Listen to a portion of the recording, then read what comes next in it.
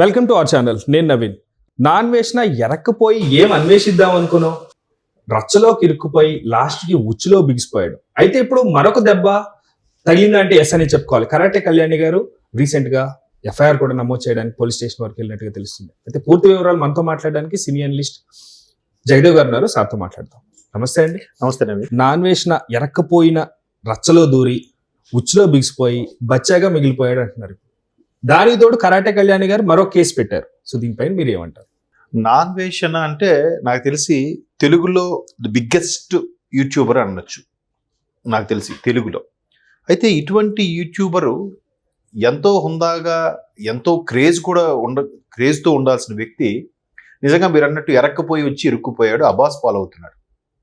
పైపెచ్చు ఏదైతే లాస్ట్ కొన్ని నెలల క్రితమో సజ్జనార్ గారితో వీడియో కాల్లో మాట్లాడిన తర్వాత బెట్టింగ్ యాప్స్ని ప్రమోట్ చేసే వాళ్ళందరి బండారం బయట పెడతా, వాళ్ళని బట్టలు తీసి రోడ్డు మీద నిలబెడతా అన్నట్టుగా ఏదైతే ఛాలెంజ్ చేశాడో ఒక్కొక్కరి మీద వీడియోస్ చేశాడు. ఆ వీడియోకి లైక్సే ఆల్మోస్ట్ 1 lakh 2 lakhs లైక్స్ వచ్చాయి, వ్యూస్ కాకుండా.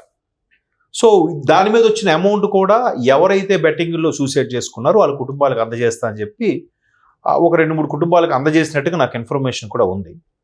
సో అంత ఇమేజ్ తెచ్చుకున్న వ్యక్తి ఒక్కసారి అంటే ఆయన స్లాంగ్ కొంచెం ఉత్తరాంధ్ర స్లాంగ్ ఉంటుంది, భలే ఫెమిలియర్ అయిపోయాడు. ఆఖరికి జబర్దస్త్ లాంటి ప్రోగ్రాంలో కూడా ఆయన్ని ఇమిటేట్ చేసే ప్రోగ్రామ్స్ కూడా వచ్చేసాయి. అంటే ఎవరిని ఇమిటేట్ చేస్తాం, ఎవరైతే ఎక్కువ ఇమేజ్ సొంతం చేసుకుంటారో వాళ్ళని ఇమిటేట్ చేస్తాం.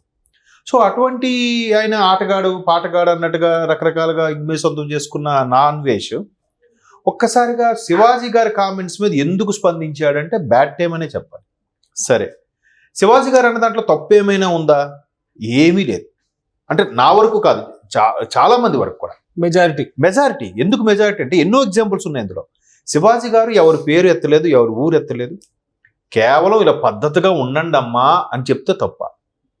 దాని మీద ఆఖరికి మెగా ఫ్యామిలీ నుంచి నాగబాబు గారు, ఏది ఎమ్మెల్సీ నాగబాబు గారు జనసేనలో నెంబర్ 2గా ఉన్న నాయకుడు, అటువంటి వ్యక్తి ఒక వీడియో రిలీజ్ చేసినా కూడా రిలీజ్ అయిన 1 hourలోనే 2000 లైక్స్ ఉంటే 17,000 డిస్లైక్స్ ఉన్నాయి.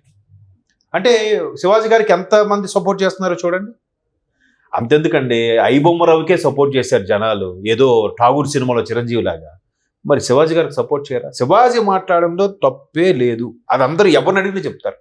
ఈవెన్ ఆయన మహిళా హక్కుల కమిషన్ ముందు వెళ్ళినప్పుడు కూడా అమ్మా నేను మాట్లాడిందంటే తప్పు లేదు, ఒకవేళ ఎవరు మనోభావాలను దెబ్బతింటుంటే క్షమించండి, బట్ నేను అన్న మాటలు మాత్రం వెనక్కి తీసుకోవట్లేదు మాత్రం చెప్పాడంట అక్కడికి వెళ్ళి కూడా ఆయన.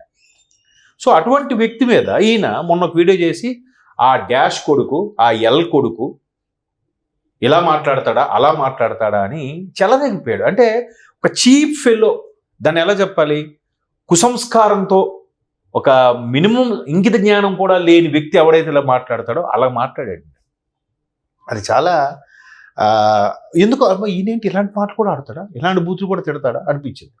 అంటే ఇంతకుముందు ఎవరైతే బెట్టింగ్ యాప్ గురించి ఇండస్ట్రీలో ఒక సెకండ్ ర్యాంక్ ఆర్టిస్టులు ఎవరైతే ఉన్నారో, సెకండ్ కేటగిరీ ఆర్టిస్టులు కానీ యాంకర్లు కానీ వాళ్ళందరి బండారం బయట పెట్టినప్పుడు వాళ్ళు పంజాగుట్ట పోలీస్ స్టేషన్కో లేకపోతే బంజారాహిల్స్ పోలీస్ స్టేషన్కో వెళ్ళి హాజరయ్యి వాళ్ళు ఎక్స్ప్లెనేషన్ ఇచ్చుకోవడం, సారీ చెప్పడం అన్నీ జరిగాయి.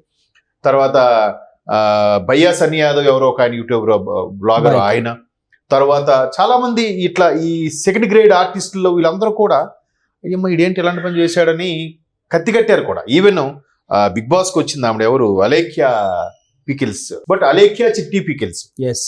సో ఆ ప్రియా కూడా ఏం చేశారంటే ఆమె కూడా మాట్లాడడం తప్పు, బూతులు మాట్లాడింది, నాకు వరుసకి చెల్లవుతుంది అని చెప్పి ఏదో ఆమె మీద కూడా బెట్టింగ్ యాప్ సంబంధించి ఏదో చెప్పాడు. సో వీళ్ళందరూ కలిసి ఏమైనా ట్రోల్స్ చేస్తున్నారా, నాన్ వేష్కి వీళ్ళందరూ కలిసి ఒకసారి వెనకపట్లు లాగుతున్నారా అంటే వాళ్ళందరూ లాగక్కర్లే. ఈయన అత్యుత్సాహం ఓవర్ యాక్షన్ ఈ పని చేసింది. ఇప్పుడు శివాజీ గారు ఇప్పుడు కాసేపు ఆయన దృష్టిలో తప్పు మాట్లాడాడు అనుకుందాం.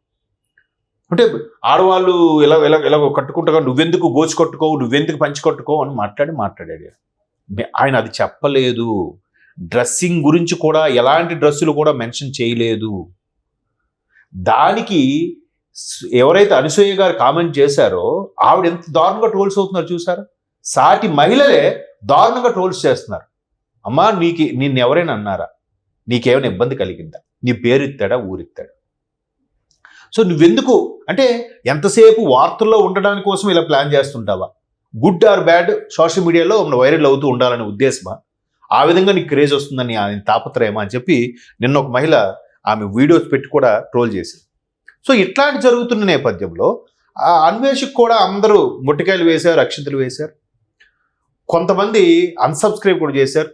ఇన్స్టాలో 1,20,000 మంది అన్ఫాలో అయ్యారట ఒక్క ఇన్స్టాలో. సో అట్లాంటి వీరికి ఒక్కసారి నేను ఇప్పుడు థాయిలాండ్లో ఎక్కడ ఉన్నాను, గణపతి దేవాలయం దగ్గరలో ఉన్నాను, నేను ప్రమాణం చేసి చెప్తున్నా, ఒకవేళ నేను జరిగింది ఏదైనా తప్పు అయితే ఎక్కడే రక్తం కక్కుని చచ్చిపోతా, లేదంటే అంత సత్యవంతుడు ఏంటి ఈయన, లేదా మన సత్యయోగమా, తప్పు మాట్లాడితే లేదు దైవ దోషం చేస్తే అక్కడికక్కడ రక్తం కక్కుని చచ్చిపోవడానికి, లేదని ఏమైనా సిద్ధపురుషుడా? కాదు కదా. అంటే ఆ మాటల్లో క్షమించండి అన్న కూడా నాకైతే వెటకారమే అనిపించింది. మీకు ఎలా అనిపించిందో కానీ నేను ఒట్టేసి చెప్తున్నా, క్షమించండి, నేను మాత్రం ఇలాగ ఉంది అని చెప్పి మళ్ళీ దాని మీద ఇంకో విశ్లేషణ. ద్రౌపదిని కీచకుడు విరాట పర్వంలో ఇలా చేయబోయాడు, బలత్కారం చేయబోయాడు, బలత్కారం అంటే రేపే కదా అని మరికొద్దిగా ఎక్స్ప్లెనేషన్ ఇచ్చుకునే విషయంలో తడబాటు అయితే వచ్చింది. ఒక్కొక్కరికి ఒక్కొక్కలాగా అర్థమవుతుంది ప్రతిదీ కూడా. ఇప్పుడు ఆ రోజు ఆయన చెప్పిన శివాజీగా చెప్పిన మంచి నీకు వెటకారంగా అర్థమైందిగా.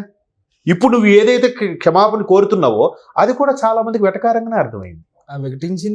ఎస్, కర్మ ఈ మధ్యకాలంలో కర్మ ఫాలోస్ అని అందరూ సోషల్ మీడియాలో పెడుతున్నారు. నిజంగా కొంతమందికి ఇమీడియట్ గా చూపిస్తుంది ఆ కర్మ, కొంతమందికి కొద్ది రోజులు అయిన తర్వాత కొద్ది సంవత్సరాలు అయిన తర్వాత చూపిస్తుంది. ఈయన మాత్రం ఇమీడియట్ గా చూపించింది. ఆయన తప్పు మాట్లాడిపోయినా ఎంత దారుణంగా తిట్టాడుగా. ఆయన కాకుండా ఆయన తల్లిని తిట్టినట్టు తిట్టాడు.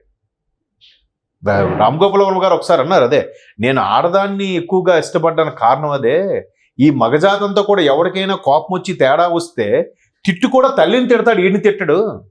వీడితో ఎదురుగా ఫైట్ చేయలేక వీడితో దమ్ముతో ఎదుర్కోలేక తల్లిని తిడుతున్నాడు. అలాంటి ఇది నాకు నచ్చదు, నేను అందుకే ఆడవాళ్ళని ప్రేమిస్తా అన్నట్టుగా ఒకసారి ఆర్జీవిగా చెప్పారు. నిన్న కూడా తల్లిని తిట్టినట్టుగానే తిట్టాడు. ఎంత కుసంస్కారి అండి. నీకు చేతనే శివాజీని తిట్టు, మరి ఎంత క్షోభపడి ఉంటాడు ఆయన. ఆఖరికి అయ్యా తల్లి నన్ను వదిలేయండి అని కూడా అడిగాడు ఆయన. చాలా సీరియస్ గా అడిగాడు ఆయన. ఇలాగ వెటకారంగా రక్తం కక్కుని చచ్చిపోతాను, నేను ఒట్టేసి చెప్తున్నా నేను చెప్పలే. ఆఖరికి మూడోసారి సక్సెస్ మీట్ లో ఈ ఈవెంట్ కి సంబంధించి యాంకర్ ఆ మైక్ ఇస్తుంటే కూడా నమస్కారం పెట్టాడు, వద్దామని నేను ఏం మాట్లాడినా తప్పుగా వెళ్ళిపోతుందని. ఈ రోజు ఏమంటున్నారు అందరూ, శివాజీ సినిమా అంటున్నారు. ఆ సినిమాని దండోరా సినిమా అనట్లే, శివాజీ సినిమా రిలీజ్ అయిన ఇప్పుడు ఈ మధ్యకాలం రిలీజ్ అయిన సినిమాల్లో ముగ్గురు మంచి పెర్ఫార్మెన్స్ వచ్చిన హీరోల్లో అటు ఛాంపియన్లో రోషన్ గారికి మంచి పేరు వచ్చింది, ఇక్కడ శంబలాలో ఆదికి సూపర్ నేమ్ వచ్చింది, సూపర్ సినిమా హిట్ కూడా అయ్యింది. ఛాంపియన్ మొదలుగా ఆడుతుంది కానీ శంబల మాత్రం సూపర్ హిట్. ఇకపోతే దండోరా యావరేజ్గా ఆడుతున్న శివాజీ గారికి గొప్ప పేరు వచ్చేసింది. ఎవరు అబాస్ ఫాలో అయ్యారు ఇక్కడ? అన్సబ్స్క్రైబ్ అయిపోవడం, అన్ఫాలో చేయడం అవసరమా? అది ఒక్కసారి నేలకేసి కొట్టేసింది. ఆయన తెలియంది ఏం కాదు, ప్రపంచ దేశాల్లో 197 దేశాల్లో 190 దేశాలు తిరిగేశాడు ఆయన. ఆఖరికి చీకటి కన్నా అంటారుగా కూడా వెళ్ళి వచ్చాడు నాన్ వేషం కదా. ఎందుకు ఇది నోటు దురుసెందుకు? ఏదైతే సోషల్ మీడియాలో అది ఎందుకు తిరిగాడని చెప్తున్నానంటే, సోషల్ మీడియా ఏది ఎప్పుడు అమౌంట్ లేపేస్తుంది, ఎప్పుడు నేలకేసి కొట్టేస్తుందో తెలియదు. సో ఒక్కసారి నేలకేసి కొట్టేస్తుంది. అది దీని వెనక ఇద్దరు బయాస్ అని యాదవ్ను తర్వాత అలేఖ్య చిటిపికల్సో లేకపోతే ఇంకెవరో ఉన్నారు వీళ్ళు చేస్తున్నారు కాదు, ఆయన చేసుకున్నదే. ఇప్పుడు ఛాన్స్ దొరికింది కదా, ఈ విష్ణుప్రియ లేకపోతే ఎవరెవరైతే బెట్టింగ్ యాప్స్కి ప్రమోట్ చేసే వీళ్ళందరూ కూడా అమ్మయ్య కొడుకు దొరికాడు రా అని అనుకుంటారు కదా. బయటకు అనకపోయినా, బయటికి కామెంట్స్ ఎక్స్లో పెట్టకపోయినా అనుకుంటారు కదా. సో ఇండస్ట్రీ అంతా అక్కడ రివర్స్ అయిపోయినట్టేగా. సో అందుకే ఎవరు తీసిన గోతులో వాళ్ళే పడతారు. Thank you sir, thank you so much.